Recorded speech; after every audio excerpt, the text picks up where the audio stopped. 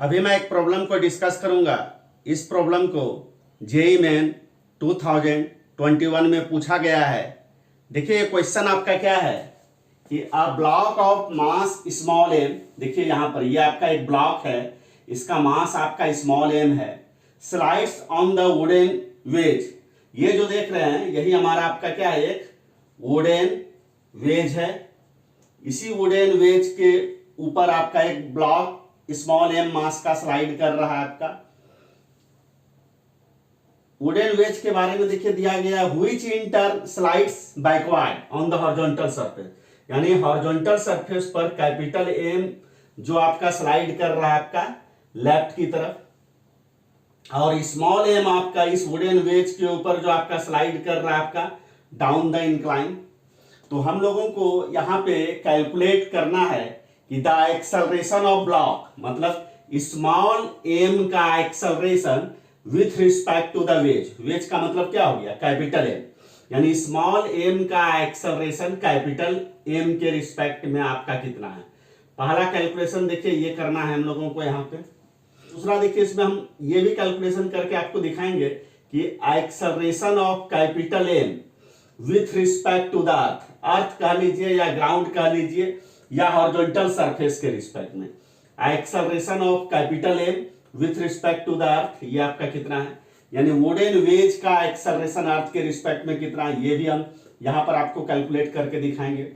और साथ ही साथ हम आपको ये भी यहां पर कैलकुलेट करके दिखाएंगे कि स्मॉल एम जब आपका टॉप ऑफ द इंक्लाइन से बॉटम ऑफ द इंक्लाइन पर पहुंचता है, यानी कहने का मतलब स्मॉल एम को टॉप ऑफ द इंक्लाइन से बॉटम ऑफ द इंक्लाइन पर पहुंचने में आपका जितना समय लगता है उतना समय में कैपिटल एम का यानी वुडन वेज का इस हॉरिजॉन्टल सरफेस पर आपका कितना आपका डिस्प्लेसमेंट होगा, यानी कैपिटल एम यानी वुडन वेज का डिस्प्लेसमेंट भी हम लोग यहां पर कैलकुलेट करेंगे इस हॉरिजॉन्टल सरफेस पर।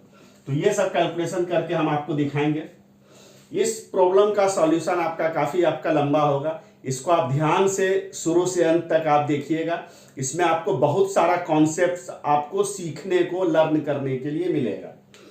देखिए हम आपको सबसे पहले आपको यहां पर यह बताते हैं कि अगर स्मॉल एम को इस वुडन वेज के ऊपर अगर आप होल्ड करके रखते हैं, यानी अगर आप स्मॉल एम को अगर आप रेस्ट में रखते हैं वुडन वेज पर, तो उस कंडीशन में कैपिटल एम आपका हॉरिजॉन्टल सरफेस पर आपका मूव नहीं करेगा।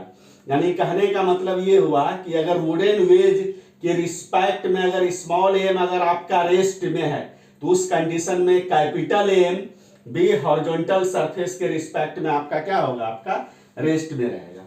लेकिन बट जैसे ही हम लोग यहां पर स्मॉल एम को वुडन वेज पर टॉप से हम लोग रिलीज कर देते हैं, तो स्मॉल एम आपका मूव करना डाउन की तरफ, डाउन द इंक्लाइन की तरफ ये मूव करेगा, और वैसे ही आपका कैपिटल एम आपका लेफ्ट की तरफ आपका मूव करना आपका शुरू कर देता है।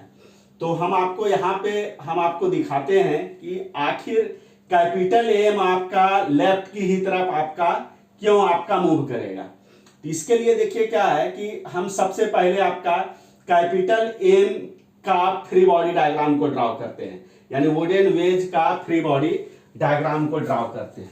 तो free body diagram FBD, free body diagram of wooden wedge. तो इसके लिए देखिए क्या है कि हम लोग यहां पे देखते हैं कि इस वुडन वेज के ऊपर आपका कौन कौन सा आपका फोर्स आपका लगता है इस वुडन वेज के ऊपर।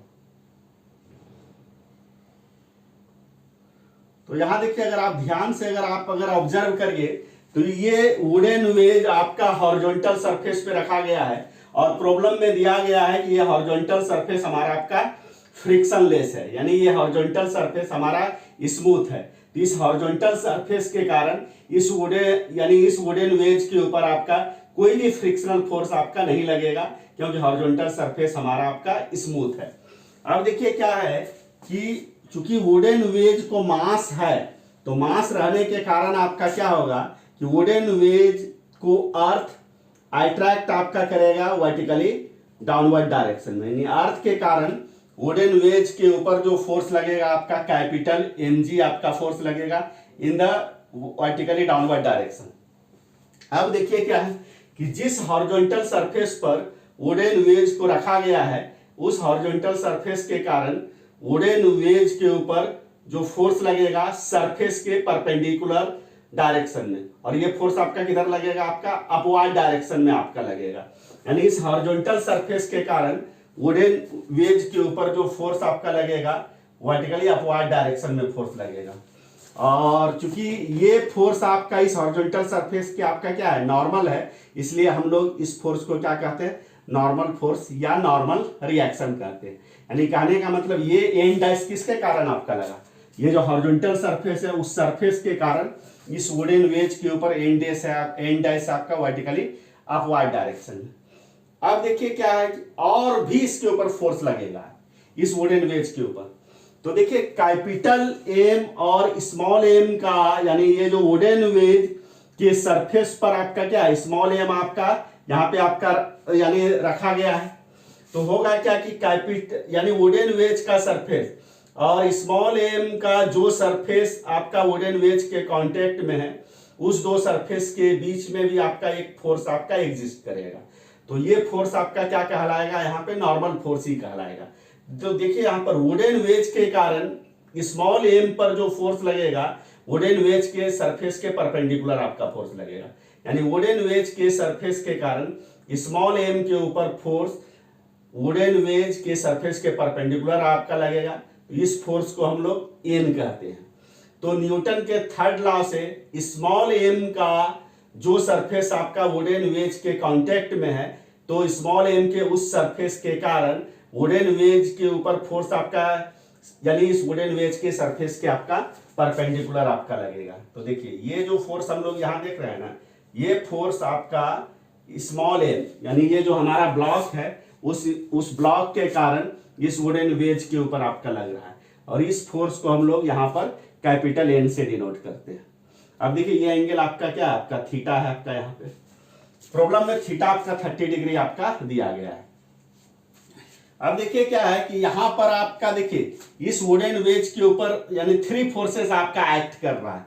एक तो अर्थ के कारण mg वर्टिकली डाउनवर्ड डायरेक्शन में, दूसरा फोर्स लग रहा है इस हॉरिजॉन्टल सरफेस के कारण वुडन वेज के ऊपर फोर्स लग रहा है N dash vertically upward direction में, तीसरा फोर्स जो लग रहा है ये आपका जो स्मॉल ब्लॉक है उस स्मॉल ब्लॉक के कारण आपका वुडन वेज के सरफेस पर आपका फोर्स लग रहा है आपका एन। अब देखिए क्या है कि यहाँ पर जितना भी फोर्सेस है इस फोर्सेस को अब हम लोग कंपोनेंट में हम लोग ब्रेक करते हैं। तो कंपोनेंट में ब्रेक करने के लिए हम लोग यहाँ पर देखिए करते क्या है कि नॉर्मली जो आप देखिएगा कि इस वुडन वेज का जो मोशन होगा इस हॉरिजॉन्टल सरफेस पर आपका क्या होगा, सरफेस के पैरेलल होगा। तो यहाँ पर जितना भी फोर्सेस है या तो वो फोर्स आपका सरफेस के पैरेलल होना चाहिए या सरफेस के परपेंडिकुलर।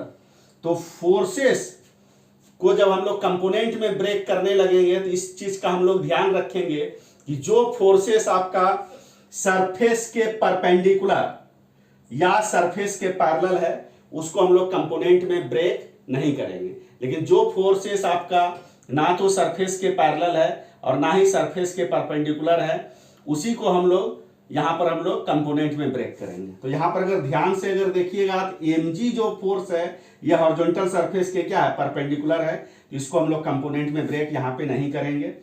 एन डैश भी देखिए यहाँ पर क्या है, इस हॉरिजॉन्टल सरफेस के परपेंडिकुलर है, इसको भी हम लोग यहाँ पे हम लोग कंपोनेंट में ब्रेक नहीं करेंगे। ये एन को अगर आप ध्यान से अगर ऑब्जर्व करिएगा तो एन ना तो इस हॉरिजॉन्टल सरफेस के पैरेलल है और ना ही इस हॉरिजॉन्टल सरफेस के परपेंडिकुलर है, इसलिए एन को ही हम लोग कंपोनेंट में ब्रेक करेंगे। और कंपोनेंट में ब्रेक जो करेंगे तो एन का जो कंपोनेंट होना चाहिए वो या तो आपका सरफेस के पैरेलल होना चाहिए या सरफेस के परपेंडिकुलर होना चाहिए। यहाँ पर देखिए यहाँ पर फोर्सेस को जब कंपोनेंट में ब्रेक किया जाता है तो उसको सरफेस के पैरेलल या सरफेस के परपेंडिकुलर आपका क्यों रखा जाता है, देखिए उसके पीछे का रीजन यही है कि ये जो हमारा आपका वेज देख रहे हैं वेज का मोशन आपका क्या होगा, इस सरफेस पर ही होगा। यानी सरफेस पर होने का मतलब सरफेस के पैरेलल ही आपका इस वुडन वेज का मोशन होगा, इसलिए हम लोग कंपोनेंट में ब्रेक करते हैं सरफेस के पैरेलल। और दूसरा देखिए क्या है कि इस वुडन वेज का सरफेस के परपेंडिकुलर डायरेक्शन में तो कोई भी मूवमेंट होगा नहीं। कभी भी ऐसा तो आप नहीं देखिएगा कि ये वुडन वेज आपका वर्टिकली अपवर्ड डायरेक्शन में आपका मूव कर रहा है। इसलिए यहाँ पर फोर्सेस का जो एन का जो कंपोनेंट है, दूसरा कंपोनेंट आपका क्या है, वर्टिकली, यानी वर्टिकल डायरेक्शन में हम लोग इसको ब्रेक करते हैं एन को। अब देखिए यहाँ पर एन का जो लाइन है, इस लाइन को देखिए, इस लाइन को ऐसे आप बढ़ा दीजिए। एन का जो लाइन है ये देखिए, ये आपका एन है, यही एन है। अब देखिए यहाँ पर ये जो हॉरिजॉन्टल सरफेस, इसके पैरेलल हम लोग एक लाइन को ड्रॉ कर देते हैं। हॉरिजॉन्टल सरफेस के पैरेलल एक लाइन को हम लोग ड्रॉ कर देते हैं। अब देखिए ये लाइन और ये हॉरिजॉन्टल सरफेस, ये दोनों आपका पैरेलल है, तो ये अगर एंगल अगर थीटा होगा तो ये भी एंगल आपका क्या होगा, थीटा होगा। और देखिए ये लाइन और ये एक दूसरे के परपेंडिकुलर है, तो ये अगर थीटा होगा तो ये एंगल आपका कितना होगा, 90 माइनस थीटा होगा। तब ध्यान से अगर आप देखिएगा तो यहाँ पर देखिए, ये अगर 90 माइनस अगर थीटा अगर हो गया, ये अगर 90 माइनस थीटा है, तो ये एंगल आपका कितना होगा, ये एंगल आपका थीटा हो जाएगा, ये एंगल। यानी ये जो वर्टिकल वाला जो ये जो लाइन है और एन वाला जो लाइन है, इस दोनों के बीच का एंगल थीटा। एन देखिए जिस लाइन के साथ थीटा एंगल आपका बना रहा है, वो वाला कंपोनेंट आपका क्या होगा, एन कॉस थीटा। ये वाला अगर एन कॉस थीटा हो गया तो ये वाला आपका क्या हो जाएगा, आपका एन साइन थीटा। तो अगर आप ध्यान से अगर ऑब्जर्व अगर आप करिए तो एन डैश आपका वर्टिकली अपवर्ड डायरेक्शन में है, M G vertically downward direction में है। एन का एक कंपोनेंट एन कॉस थीटा भी आपका क्या है, आपका वर्टिकली डाउनवर्ड डायरेक्शन में है। तो इससे अब आपको ये जरूर समझ में आ गया होगा कि एन डैश हो या एम जी हो या एन कॉस थीटा, क्योंकि ये आपका तीनों का तीनों आपका वर्टिकल लाइन पर है, तो इसलिए इस तीनों के कारण ये जो आपका वुडन वेज है ये हॉरिजॉन्टल सरफेस पर सरफेस के पैरेलल आपका मूव नहीं करेगा। तो सरफेस के पैरेलल मूव करने के लिए जो आपका फोर्स आपका रिस्पॉन्सिबल होगा वो आपका एन साइन थीटा ही है आपका। क्योंकि एन साइन थीटा अगर आप ध्यान से अगर देखिए तो इस वुडन वेज के ऊपर लग रहा है किधर, लेफ्ट की तरफ, तो ये एन साइन थीटा इस वुडन वेज को किधर एक्सेलरेट कराएगा, आपका लेफ्ट की तरफ आपका एक्सेलरेट कराएगा। तो अब आपको ये जरूर समझ में आ गया होगा कि वुडन वेज लेफ्ट की तरफ आपका क्यों मूव करेगा। तो वुडन वेज को लेफ्ट की तरफ मूव कराने के लिए एकमात्र जो आपका यहां पर फोर्स है आपका एन साइन थीटा है। तो हम लोग ये मान लेते हैं कि वुडन वेज का लेफ्ट की तरफ जो एक्सेलरेशन है आपका ए है। तो आप देखिए यहां पर क्या है कि हम न्यूटन का फर्स्ट लॉ और सेकेंड लॉ का यूज करके हम लोग इक्वेशन को लिखते हैं। तो देखिए तो ये वुडन वेज का वर्टिकल डायरेक्शन में कोई भी मूवमेंट हो रहा है नहीं, तो अगर इस वुडन वेज का वर्टिकल डायरेक्शन में कोई भी मूवमेंट अगर आपका नहीं हो रहा है, इसका मतलब इस वुडन वेज के ऊपर वर्टिकल डायरेक्शन में नेट फोर्स आपका क्या होना चाहिए, जीरो होना चाहिए। क्योंकि according to Newton's first law of motion अगर कोई बॉडी अगर किसी एक पर्टिकुलर डायरेक्शन में अगर रेस्ट में है तो उस पर्टिकुलर डायरेक्शन में उसके ऊपर नेट फोर्स आपका जीरो होना चाहिए। तो वर्टिकल डायरेक्शन में चूंकि इस वुडन वेज का कोई भी मूवमेंट हो नहीं रहा है, तो इस वुडन वेज के ऊपर वर्टिकल डायरेक्शन में नेट फोर्स कितना होगा, आपका जीरो होगा। तो वुडन वेज के ऊपर वर्टिकल डायरेक्शन में नेट फोर्स जीरो होने का मतलब आपका ये हुआ कि वुडन वेज के ऊपर वर्टिकली अपवर्ड डायरेक्शन में जो आपका फोर्स लग रहा है, इसको हम लोगों को इक्वेट कर देना है total force in the vertically downward direction. तो वर्टिकली डाउनवर्ड डायरेक्शन में टोटल फोर्स आपका क्या है, N cos theta plus M G. तो एक इक्वेशन देखिए यहां से आया। अब देखिए क्या है कि इस वुडन वेज के ऊपर हॉरिजॉन्टल डायरेक्शन में न्यूटन के सेकेंड लॉ को हम लोग यहां पर हम लोग अप्लाई कर देते हैं। तो न्यूटन का सेकेंड लॉ क्या कहता है कि net force is equal to mass times acceleration. तो देखिए तो हॉरिजॉन्टल डायरेक्शन में लेफ्ट की तरफ आपका नेट फोर्स आपका क्या है, एन साइन थीटा है। तो नेट फोर्स इक्वल टू क्या होगा, मास, इस वुडन वेज का मास आपका क्या है, एम है, और इस वुडन वेज का हॉरिजॉन्टल डायरेक्शन में लेफ्ट की तरफ आपका एक्सेलरेशन आपका कितना है, ए है। तो यही तो देखिए, तो ये आपका N sine theta net force हो गया, एम मास हो गया, ये एक्सेलरेशन हो गया, ये हमारा आपका दूसरा इक्वेशन आपका हो गया। तो कैपिटल एम यानी वुडन वेज का जब हमने फ्री बॉडी डायग्राम को ड्रॉ किया तो उस फ्री बॉडी डायग्राम से हमारा टू इंपॉर्टेंट आपका इक्वेशन हमारा आपका मिला। अब देखिए क्या है कि अब हम लोग स्मॉल एम का फ्री बॉडी डायग्राम को हम लोग ड्रॉ करते हैं। तो देखिए अगर यहां देखिए स्मॉल एम का फ्री बॉडी डायग्राम यानी F B D of small M. तो यहां पर देखिए स्मॉल एम के ऊपर हम लोग देखते हैं कि कौन कौन सा फोर्स आपका लगता है। तो देखिए तो स्मॉल एम के ऊपर देखिए तो यहां पर कौन कौन सा फोर्स लगेगा। अर्थ के कारण स्मॉल एम के ऊपर आपका mg फोर्स आपका लगेगा वर्टिकली आपका डाउनवर्ड डायरेक्शन में, वर्टिकली डाउनवर्ड डायरेक्शन में। और ये जो वुडन वेज का जो सरफेस है उस सरफेस के कारण स्मॉल एम के ऊपर फोर्स लगेगा आपका वुडन वेज के सरफेस के परपेंडिकुलर, और ये फोर्स हमारा आपका क्या है, आपका एन है। अब देखिए यहाँ पे अगर आप ध्यान से अगर आप ऑब्जर्व करिए तो चूंकि वुडन वेज आपका क्या है कि जो हॉरिजॉन्टल सरफेस है, देखिए हॉरिजॉन्टल सरफेस आपका कहाँ होगा, ये अर्थ पर होगा आपका। तो चूंकि अर्थ के साथ जो अटैच फ्रेम आपका होता है वो आपका इनर्शियल उसको मान लिया जाता है। अब देखिए क्या है कि अर्थ के रिस्पेक्ट में या हॉरिजॉन्टल सरफेस के रिस्पेक्ट में ये वुडन वेज आपका क्या हो रहा है, आपका एक्सेलरेट हो रहा है आपका लेफ्ट की तरफ। इसका मतलब है कि वुडन वेज के साथ जो अटैच फ्रेम होगा वो आपका नॉन इनर्शियल होगा।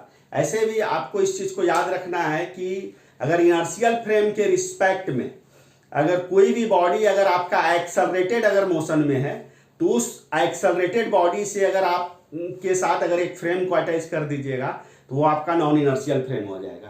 तो यहां पर देखिए क्या है कि हॉरिजॉन्टल सरफेस के रिस्पेक्ट में आपका वुडन वेज आपका क्या है, एक्सेलरेटेड मोशन में है। इसका मतलब वुडन वेज के साथ जो अटैच फ्रेम होगा वो फ्रेम आपका क्या होगा, आपका नॉन इनर्शियल हो जाएगा आपका। तो और हम लोग देखिए क्या है कि स्मॉल एम का एक्सेलरेशन को यहां पर हम लोग निकालना चाहते हैं वुडन वेज के रिस्पेक्ट में, यानी हमारा जो फ्रेम ऑफ रेफरेंस है आपका वुडन वेज है। तो वुडन वेज के साथ चूंकि अटैच फ्रेम आपका नॉन इनर्शियल है तो वुडन वेज के फ्रेम में कोई भी अगर आप कैलकुलेशन करना चाहते हैं तो सबसे पहले आपको क्या करना होगा कि वुडन वेज के फ्रेम में स्मॉल एम के ऊपर एक सूडो फोर्स को अप्लाई करना पड़ेगा। तो देखिए तो स्मॉल एम के ऊपर जो आपका जो सूडो फोर्स आपका लगेगा, तो सूडो फोर्स के बारे में इस चीज को आपको हमेशा याद रखना है कि सूडो फोर्स इक्वल टू हमेशा आपका क्या होता है, मास किसका लिया जाता है, बॉडी का, यानी जिस बॉडी के ऊपर आपको सूडो फोर्स को अप्लाई करना है। और एक्सेलरेशन किसका लिया जाता है, नॉन इनर्शियल फ्रेम का। तो नॉन इनर्शियल फ्रेम का एक्सेलरेशन हमारा आपका क्या है, आपका ए है। तो सूडो फोर्स इक्वल टू आपका क्या हो जाएगा, आपका ए में होगा। और हमेशा आपको याद रखना है कि नॉन इनर्शियल फ्रेम का एक्सेलरेशन का जो डायरेक्शन होगा ठीक उसके अपोजिट डायरेक्शन में उस नॉन इनर्शियल फ्रेम में बॉडी के ऊपर सूडो फोर्स को अप्लाई किया जाता है। क्योंकि नॉन इनर्शियल फ्रेम का एक्सेलरेशन का डायरेक्शन आपका लेफ्ट की तरफ है, इस नॉन इनर्शियल फ्रेम में इस स्मॉल ब्लॉक के ऊपर जो सूडो फोर्स आपका लगेगा वो आपका राइट की तरफ लगेगा। अब देखिए क्या है कि यहां पर देखिए यही आपका थ्री फोर्सेस आपका एक्ट करेगा। इस तीनों फोर्स को छोड़ के चौथा आपका कोई भी फोर्स यहां पर आपका एक्ट आपका नहीं करेगा। अब देखिए क्या है कि अगर एक ऑब्जर्वर को अगर आप वुडन वेज का जो क्या बोलते हैं, जो ये जो इंक्लाइंड सरफेस का जो बॉटम है उस बॉटम पर अगर एक ऑब्जर्वर को रख दीजिए तो वो ऑब्जर्वर क्या देखेगा, स्मॉल एम का जो मोशन होगा वो तो आपका क्या है, आपका डाउन द इंक्लाइन आएगा। यानी कहने का मतलब आपका क्या है कि यहां पर जितना भी फोर्सेस है जब उसको आप कंपोनेंट में ब्रेक करने लगिएगा तो इस चीज का ध्यान रखिएगा, ये जो आपका क्या है, ये जो line of motion of small M है, तो फोर्सेस को कंपोनेंट में ब्रेक करते समय जो फोर्स आपका इस लाइन ऑफ मोशन पर होगा या लाइन ऑफ मोशन के परपेंडिकुलर होगा उसको कंपोनेंट में ब्रेक नहीं करना है। लेकिन जो फोर्स ना तो लाइन ऑफ मोशन पर है और ना आपका लाइन ऑफ मोशन के परपेंडिकुलर है उसको कंपोनेंट में ब्रेक करना है। तो यहां पर देखिए क्या है, एन आपका ये लाइन ऑफ मोशन के परपेंडिकुलर है, तो एन को हम लोग यहाँ पर कंपोनेंट में ब्रेक हम लोग नहीं करेंगे। जबकि अगर आप देखिए एम ए और एम जी, इस दोनों में से कोई भी फोर्स ना तो लाइन ऑफ मोशन पर है और ना ही आपका लाइन ऑफ मोशन के परपेंडिकुलर है, इसलिए इन दोनों फोर्सेस को हम लोग कंपोनेंट में ब्रेक करेंगे। और कंपोनेंट में ब्रेक करते समय एक कंपोनेंट आपका इस लाइन ऑफ मोशन पर होगा, दूसरा कंपोनेंट आपका क्या हो जाएगा, लाइन ऑफ मोशन के परपेंडिकुलर हो जाएगा। देखिए लाइन ऑफ मोशन पर या लाइन ऑफ मोशन के परपेंडिकुलर डायरेक्शन में कंपोनेंट को में फोर्सेस को कंपोनेंट में इसलिए ब्रेक किया जाता है कि जो स्मॉल एम का जो एक्सेलरेशन होगा वो तो स्मॉल एम का एक्सेलरेशन आपका किधर होगा, आपका डाउन द इंक्लाइन होगा। तो इसलिए फोर्सेस को लिखा जाता है लाइन ऑफ, फोर्सेस को कंपोनेंट में इसलिए ब्रेक किया जाता है कि लाइन ऑफ मोशन पर या लाइन ऑफ मोशन के परपेंडिकुलर डायरेक्शन में, क्योंकि जो फोर्स आपका लाइन ऑफ मोशन पर आ जाएगा तो उस फोर्स को के लिए हम लोग न्यूटन के सेकंड लॉ को यूज करके इक्वेशन हम लोग लिख देंगे। लेकिन जो फोर्स आपका लाइन ऑफ मोशन के परपेंडिकुलर है, तो लाइन ऑफ मोशन के परपेंडिकुलर डायरेक्शन में तो ये स्मॉल एम मास का ब्लॉक का कोई मूवमेंट तो हो नहीं रहा है, ऐसा तो है नहीं कि इंक्लाइंड प्लेन के परपेंडिकुलर डायरेक्शन में ये ब्लॉक मूव कर रहा है। तो इसलिए इंक्लाइंड प्लेन के परपेंडिकुलर डायरेक्शन में, मतलब लाइन ऑफ मोशन के परपेंडिकुलर डायरेक्शन में नेट फोर्स को हम लोग क्या कर देंगे, जीरो कर देंगे। तो अब देखिए हम लोग कंपोनेंट में ब्रेक करते हैं फोर्सेस को। एन को तो ब्रेक करना नहीं है क्योंकि एन आपका लाइन ऑफ मोशन के क्या है, आपका परपेंडिकुलर है। अब देखिए ये एंगल अगर थीटा हो गया तो ये एंगल आपका कितना, ये देखिए ये 90 हो जाएगा, ये 90 प्लस थीटा, तो ये एंगल आपका कितना हो जाएगा, 90 माइनस थीटा, तो ये एंगल आपका क्या हो गया, थीटा। तो एम जी को जब कंपोनेंट में ब्रेक करने लगिएगा तो एम जी देखिए इस लाइन के साथ थीटा एंगल बना रहा है, इधर वाला कंपोनेंट आपका क्या हो जाएगा, एम जी कॉस थीटा। और देखिए तो एम जी का इधर वाला आपका कंपोनेंट आपका क्या हो जाएगा, इधर वाला आपका एम जी साइन थीटा हो जाएगा। यानी एम जी का कंपोनेंट लाइन ऑफ मोशन के अलोंग आपका क्या हो जाएगा, एम जी साइन थीटा, और लाइन ऑफ मोशन के परपेंडिकुलर आपका क्या हो जाएगा, एम जी कॉस थीटा। अब देखिए सूडो फोर्स को हम लोग ब्रेक करते हैं कंपोनेंट में।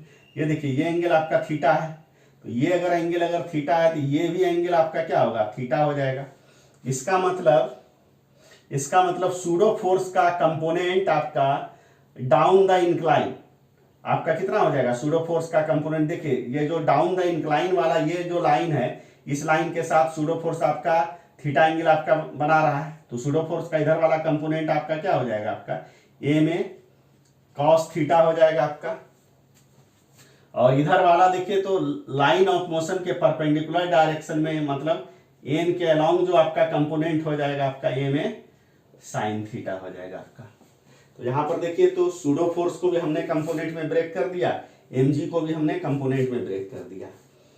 अब देखिए यहां पर यानी स्मॉल एम का एक्सेलरेशन वेज के रिस्पेक्ट में हमने क्या माना है, ए नॉट माना है डाउन द इंक्लाइन।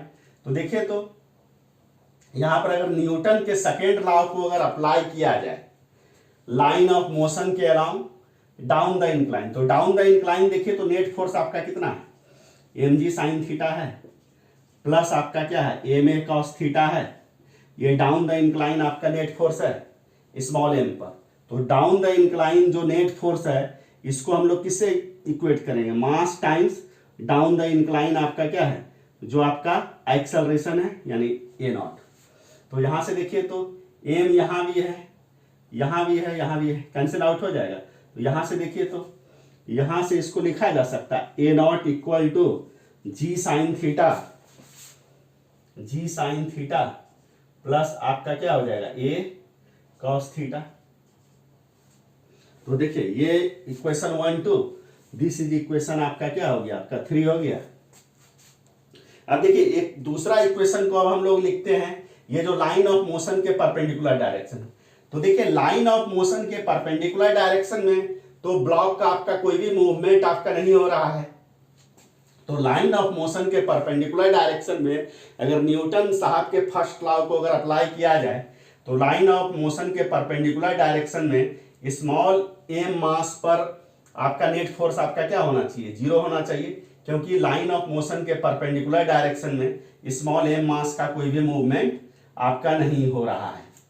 तो यहाँ पर देखिए तो लाइन ऑफ मोशन के परपेंडिकुलर डायरेक्शन में देखिए तो इधर की तरफ टोटल फोर्स आपका क्या है, N plus M A sine theta.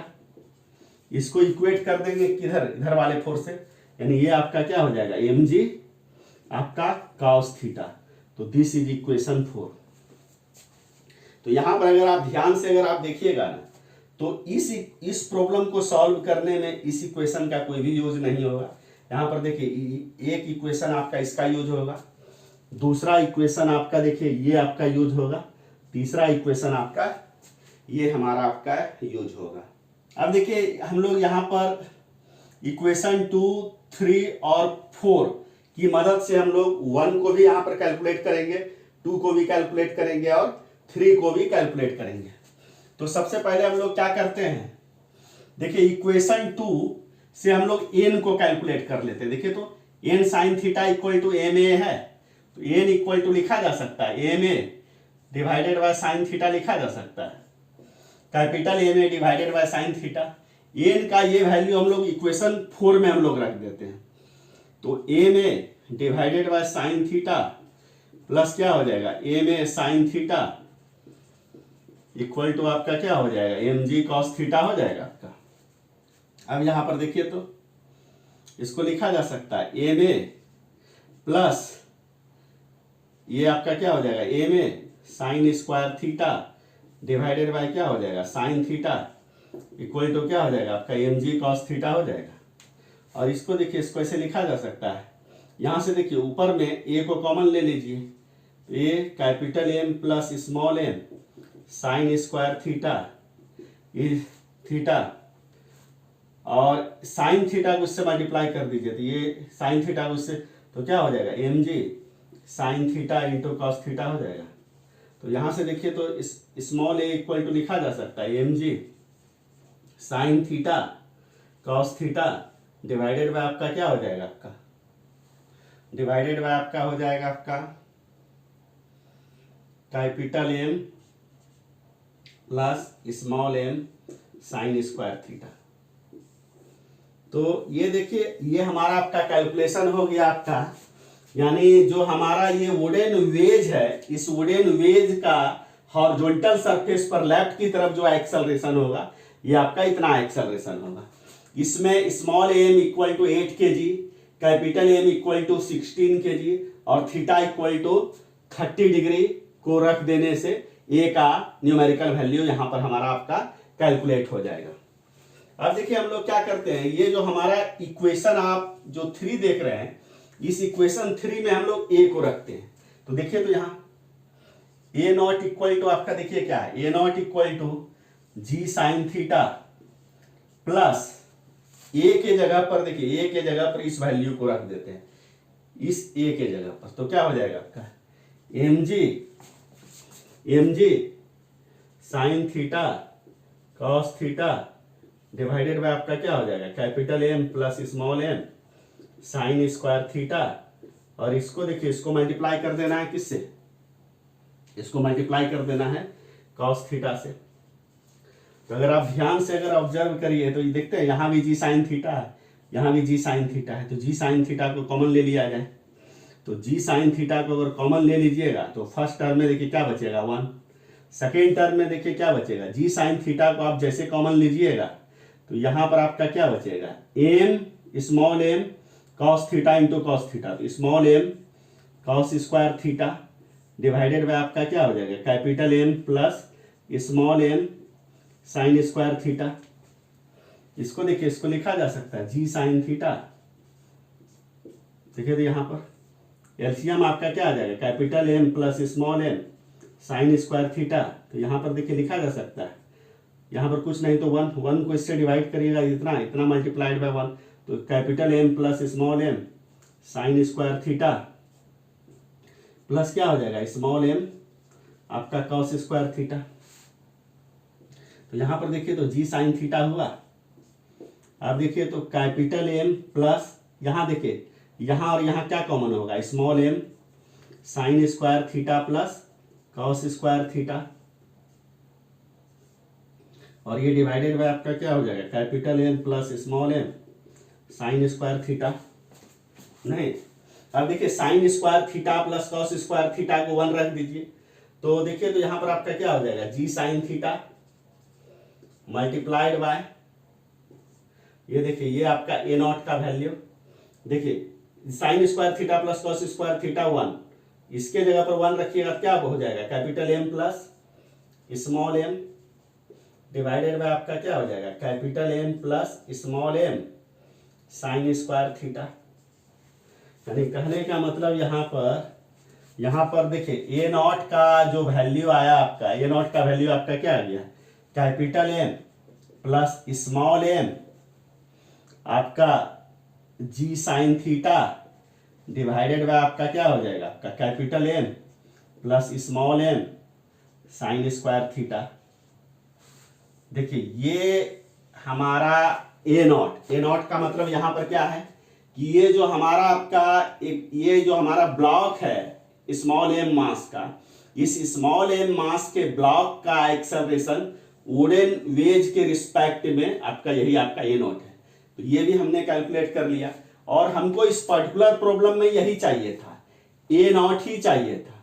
तो अब देखिए क्या है कि जो भी आपका यहाँ पर वैल्यू दिया हुआ है सारा वैल्यू को इसमें रख दीजिए। एम आपका कितना है 16 kg, स्मॉल एम आपका क्या है 8 kg। यहाँ पर देखिए तो capital M 16 kg, small M 8 kg G, sine आपका कितना हो जाएगा, sine 30 degree divided by capital M आपका कितना है 16 kg, स्मॉल एम आपका कितना है 8 kg और साइन स्क्वायर आपका कितना हो जाएगा, आपका 30 डिग्री हो जाएगा। 16 प्लस 8 आपका कितना हो जाएगा, 16 प्लस 8 देखिए कितना हो जाएगा 24 जी, साइन 30 डिग्री का वैल्यू क्या होता है हाफ डिवाइडेड बाय आपका क्या हो जाएगा 16 प्लस 8, साइन स्क्वायर 30 डिग्री है ना, तो साइन 30 डिग्री का वैल्यू क्या होता है हाफ का स्क्वायर हो जाएगा। ये 2 आपका कितना हो गया 12 हो गया, इसको लिखा जा सकता है 12 जी डिवाइडेड बाय आपका क्या हो जाएगा 16 प्लस 8 मल्टीप्लाइड बाय आपका क्या 1/2 का होल स्क्वायर 1/4 हो जाएगा। तो देखिए तो इसको लिखा जा सकता है 12 जी डिवाइडेड बाय आपका क्या हो जाएगा, ये आपका 2 हो जाएगा, 16 प्लस 2 आपका क्या हो जाएगा 18, यानी 6 से 12 2, 6 से 18 3, तो 2g/3 हो जाएगा। तो आपका क्या हो गया 2g/3 हो गया। तो यहां पर देखिए यहां पर जो करेक्ट ऑप्शन होगा आपका, करेक्ट ऑप्शन आपका डी होगा। तो देखिए अब आपका ये भी मैंने कैलकुलेट कर दिया और ये भी मैंने कैलकुलेट कर दिया। और इसमें से देखिए इसमें और एक इंपॉर्टेंट हमने क्वेश्चन आपको क्या बताया कि स्मॉल एम को बॉटम ऑफ द इंक्लाइन तक पहुंचने में आपका जितना टाइम लगता है उतना टाइम में कैपिटल एम इस हॉरिजॉन्टल सरफेस पर लेफ्ट की तरफ आपका कितना डिस्प्लेस होगा, इसको अब हम आपको कैलकुलेट करके दिखाते हैं। वुडन वेज का जो सरफेस देख रहे हैं इसका देखिए इस सरफेस का लेंथ हम लोग यहां से यहां तक हम लोग स्मॉल एल मान लेते हैं। और देखिए क्या है कि ये जो ब्लॉक है आपका स्मॉल एम मास का, इस स्मॉल एम मास के ब्लॉक को यहां से देखिए टॉप ऑफ द वेज से आपका इसको रिलीज किया गया है। इसका मतलब इनिशियल वेलोसिटी हम लोगों को यहां पर क्या लेना है 0 लेना है। और देखिए यहां पर जिस समय रिलीज किया गया है उस टाइम को अगर हम लोग t = अगर 0 अगर मान ले और ये जब बॉटम ऑफ द इंक्लाइन पर पहुंचता है तो उस टाइम को हम लोग स्मॉल t = t मान लेते हैं। इसका मतलब वुडन वेज पर ब्लॉक को टॉप ऑफ द वेज से बॉटम ऑफ द वेज तक पहुंचने में कितना टाइम लगता है t टाइम लगता है। तो t टाइम में ये आपका जो आपका ब्लॉक का आपका डिस्प्लेसमेंट आपका क्या है L है। तो यहां पर देखिए हम लोग सिंपली ये फार्मूला को हम लोग यूज करते हैं x = ut + ½ at²। देखिए इस फार्मूला को इसलिए हम लोग यहां पर यूज कर ले रहे हैं, उसका कारण क्या है कि जो ऑब्जर्वर आपका वुडन वेज पर होगा उस ऑब्जर्वर के लिए स्मॉल एम का मोशन आपका किस पाथ पर होगा, स्ट्रेट लाइन पाथ पर होगा। और वुडन वेज के रिस्पेक्ट में स्मॉल एम का जो एक्सेलरेशन है ए नॉट, अगर आप ध्यान से देखिए तो capital M small M G theta सब आपका क्या है कांस्टेंट है। तो ये भी आपका क्या हो जाएगा, ये भी आपका कांस्टेंट हो जाएगा। और ये देखिए तो ये भी आपका क्या हो जाएगा, आपका कांस्टेंट हो जाएगा। इसका मतलब वुडन वेज के रिस्पेक्ट में आपका स्मॉल एम मास का ब्लॉक का मोशन स्ट्रेट लाइन पाथ पर हो रहा है down the incline with constant acceleration A not. इसलिए t इक्वल टू 0 से लेकर t इक्वल टू t के बीच में ब्लॉक का जो डिस्प्लेसमेंट को कैलकुलेट करने का ये जो आपका जो रिजल्ट होता है, इस रिजल्ट को हम लोग इस पर्टिकुलर प्रॉब्लम में हम लोग यूज कर सकते हैं। तो सिंपली देखिए, तो यहां से यहां तक आने में ब्लॉक का डिस्प्लेसमेंट आपका क्या हो गया, एल हो गया। एल इनिशियल वेलोसिटी क्या था, 0, और यहां से यहां तक आने में कितना टाइम लगा, टी प्लस हाफ, ये आपका क्या हो जाएगा, ए के जगह पर क्या लेना है, ए के जगह पर ए नॉट आप ले लीजिए, क्योंकि वुडन वेज के रिस्पेक्ट में ब्लॉक का एक्सेलरेशन आपका क्या है, आपका ए नॉट है, a naught into t square. L equal to देखिए तो क्या आ गया आपका, हाफ ए नॉट आपका टी स्क्वायर आ गया। अब देखिए इसका मतलब यहां ये है कि टॉप ऑफ द वेज से बॉटम ऑफ द वेज तक पहुंचने में जो ब्लॉक को जो टाइम लगा, टी टाइम लगा, इतना टी टाइम में जो आपका जो वेज है, वेज का डिस्प्लेसमेंट हॉरिजॉन्टल सरफेस पर लेफ्ट की तरफ आपका कितना हो जाएगा। फिर इसी इक्वेशन को यूज कर लेते हैं। तो हॉरिजॉन्टल सरफेस पर वुडन वेज का t इक्वल टू 0 से लेकर t इक्वल टू t के बीच में जो डिस्प्लेसमेंट एक सेम होगा, उस डिस्प्लेसमेंट को भी निकालने का आपका फार्मूला आपका क्या होगा, यही सेम फार्मूला हम लोग यूज कर लेंगे। तो देखिए है क्या कि जिस समय आपका वुडन वेज के ऊपर ब्लॉक को रिलीज किया गया था, उस समय ब्लॉक का इनिशियल वेलोसिटी आपका 0 था, और वुडन वेज का इनिशियल वेलोसिटी क्या था, 0 इंटू टी प्लस हाफ। और देखिए तो वुडन वेज का एक्सेलरेशन आपका क्या, आपका ए है ना, ये आपका सिंपली आपका क्या हो जाएगा, ए टी स्क्वायर नहीं हो जाएगा। तो अब देखिए एक इक्वेशन हमारा ये हुआ, दूसरा इक्वेशन ये हुआ, इसी दो इक्वेशन की मदद से हम लोग एक से एन को निकाल लेते हैं। तो हम लोग क्या करते हैं ना, इक्वेशन 2 को डिवाइड कर देते हैं इक्वेशन 1 से। यहाँ पर देखिए इस इक्वेशन को इस इक्वेशन से हम लोग डिवाइड कर देते हैं। तो देखिए तो यहाँ पर ये आपका क्या हो जाएगा, ये आपका हाफ ए टी स्क्वायर। तो ये देखिए तो आपका क्या हो गया, जैसे ही डिवाइड करिएगा 2 को 1 से, तो क्या हो जाएगा आपका, एक से N divided by L equal to क्या हो जाएगा, half A T square divided by आपका क्या हो जाएगा, हाफ ए नॉट आपका T square. Half half cancel out हो गया, टी स्क्वायर कैंसिल आउट हो गया। तो सिंपली एक से N by L equal to क्या हो गया, ए बाय ए नॉट हो गया। यानी कहने का मतलब एक से एम इक्वल टू क्या हो जाएगा, a by a naught multiplied by आपका क्या हो जाएगा, एल को इधर ट्रांसफर कर दीजिए राइट साइड में, यही ना हो जाएगा आपका। आप देखिए ए को ए नॉट से हम लोग डिवाइड कर देते हैं। जैसे ही देखिए ए को ए नॉट से डिवाइड करिएगा ना, तो क्या हो जाएगा, M G sine theta cos theta divided by आपका क्या हो जाएगा, capital M plus small M sine square theta. देखिए यहाँ पर क्या हो जाएगा, capital M plus small M G sine theta divided by आपका क्या हो जाएगा, capital M plus small M sine square theta,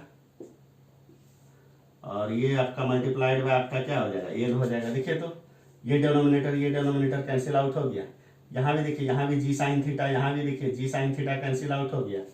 तो इसको अगर आप सॉल्व करिएगा तो देखिए तो न्यूमरेटर में क्या बचा, स्मॉल एम कॉस थीटा बचा, न्यूमरेटर में small M cos theta, denominator में आपका क्या बचा, capital M plus small M बचा, और इसको मल्टीप्लाई कर देना है किससे, एल से मल्टीप्लाई कर देना है। तो ये आपका क्या हो गया, M L cos theta divided by आपका क्या हो जाएगा, capital M plus small M हो जाएगा। यही आपका क्या हो गया, एक्स कैपिटल एम हो गया। यानी कहने का मतलब है कि ये जो ब्लॉक है स्मॉल एम मास का, इस स्मॉल एम मास के ब्लॉक को टॉप ऑफ द वेज से बॉटम ऑफ द वेज तक पहुंचने में जितना टाइम आपका लगता है, उतना टाइम में वेज का हॉरिजॉन्टल सरफेस पर जो डिस्प्लेसमेंट होगा टुवार्ड्स लेफ्ट साइड, ये आपका क्या हो जाएगा, small M L cos theta divided by capital M plus small M. Problem में अगर वुडन वेज का ये जो इंक्लाइंड सरफेस का अगर लेंथ अगर दिया हुआ रहेगा, तो यहाँ पर length small M theta capital M को अगर आप रख दीजिएगा वैल्यू को, तो यहाँ पर यानी कैपिटल एम का हॉरिजॉन्टल सरफेस पर जो लेफ्ट की तरफ जो डिस्प्लेसमेंट होगा ये भी आपका कैलकुलेट हो जाएगा। तो ये आपका काफ़ी आपका एक बेहतरीन प्रॉब्लम था। इस प्रॉब्लम को समझने में अगर कहीं पर भी किसी भी ढंग का डाउट होगा तो आप कमेंट आप जरूर कीजिएगा।